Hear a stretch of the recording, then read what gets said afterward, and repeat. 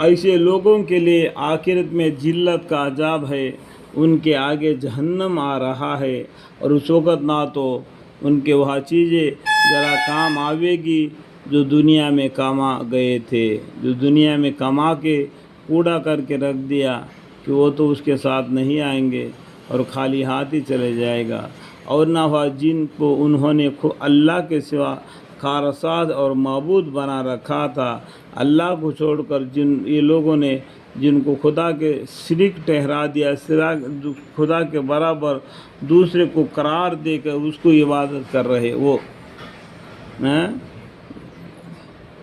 اور جن کو انہوں نے اللہ کے سوا کارساز اور معبود بنا رکھا تھا، ان کے لیے بڑا عذاب ہوگا جو شرک کرتے ہیں، جو ان کے لیے بڑا عذاب ہوگا۔ یہ کیا عذاب ہوگا وہ اللہ ہی بہتر جانتے ہیں۔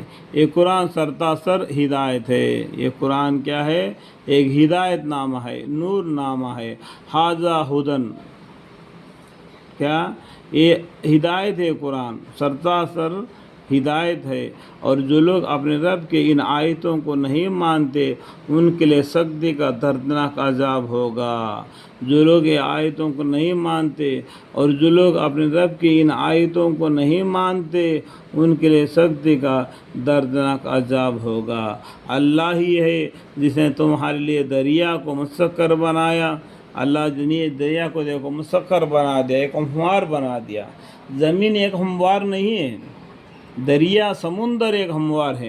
اللہ ہی ہے جس نے تمہارے لیے دریا کو مسخر بنایا تاکہ اس کے حکم سے اس میں کشتیاں چلے اور تاکہ تم اس کی روزی تلاش کرو۔ اللہ نے روزی کا ذمہ اپنا لیا، روزی دے گا اللہ نے۔ انسان اور جناتوں کو کس لیے پیدا کر دیا؟ اللہ کی عبادت کرنے کے لیے، اور روزی اللہ کا ذمہ ہے، لیکن ڈھونڈنا ہمارا کام ہے۔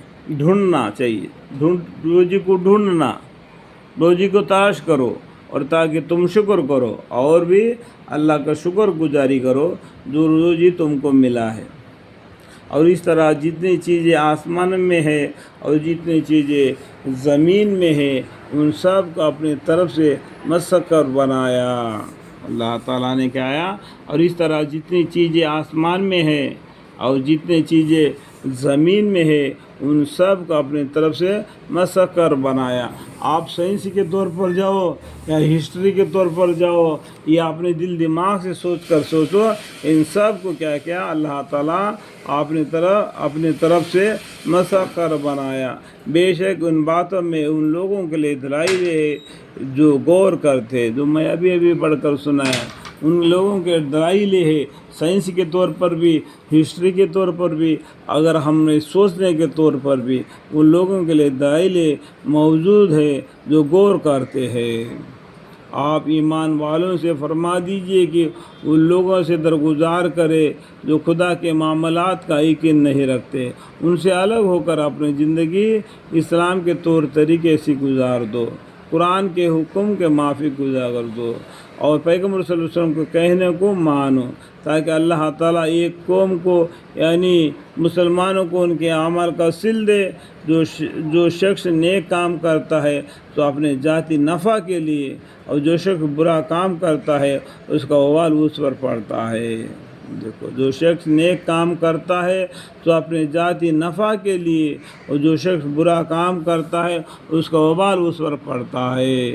پھر تم کو اپنے پروردگار کے پاس لوٹ کر جانا ہے، ایک دن تم مر کر اپنے پروردگار کے پاس جانا ہے جس نے تم کو پیدا کیا، پھر اس کے پاس جا کے اس دنیا میں جو کچھ ملا اس کو استعمال کر لیا، اور نام اعمال تمہارا بن گئے، اور نام اعمال لے کے قیامت کے دن اللہ کے سامنے کھڑا ہونا ہے اور حساب دینا ہے۔